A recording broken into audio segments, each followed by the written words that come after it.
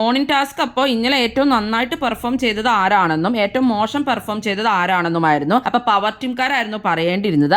Power ടീമിൽ അപ്പൊ റസ്മിൻ വന്നിട്ട് പറയുന്നത് അർജുന്റെ പേരാണ്. സർവീസ് ബോയ് എന്നുള്ള രീതിയിൽ കിച്ചണിൽ നിന്നിട്ട് അർജുൻ നന്നായിട്ടാണ് പെർഫോം ചെയ്തത്. ഓരോ സാധനങ്ങളൊക്കെ കുണ്ടി കൊടുക്കുമ്പോൾ ആ ഒരു രീതിയിലായിരുന്നു, ഒരു ആറ്റിറ്റ്യൂഡും കാര്യങ്ങളും എല്ലാം തന്നെ പിടിച്ചിട്ടുണ്ടായിരുന്നു എന്നൊക്കെ പറഞ്ഞ് അർജുൻ അടിപൊളിയായിട്ട് തന്നെ അപ്രിഷിയേറ്റ് ചെയ്യുകയുണ്ടായി റസ്മിൻ. മോശമായിട്ട് പെർഫോം ചെയ്തത് സിജോ ആണെന്നുമാണ് പറഞ്ഞത്. ഹൗസ് കീപ്പിംഗിലുള്ളവരായിരുന്നു മോശമായിട്ട് പെർഫോം ചെയ്തത്. അതിൽ സിജോ പറഞ്ഞ കാര്യമൊന്നും കൃത്യമായി ചെയ്തില്ല എന്നൊക്കെയാണ് റസ്മിൻ പറഞ്ഞത്. അവർക്ക് ഒന്നാമത് തന്നെ ഹൗസ് കീപ്പിംഗിൽ ഇട്ടത് ഇഷ്ടപ്പെട്ടില്ല എന്നും പറയുകയുണ്ടായി.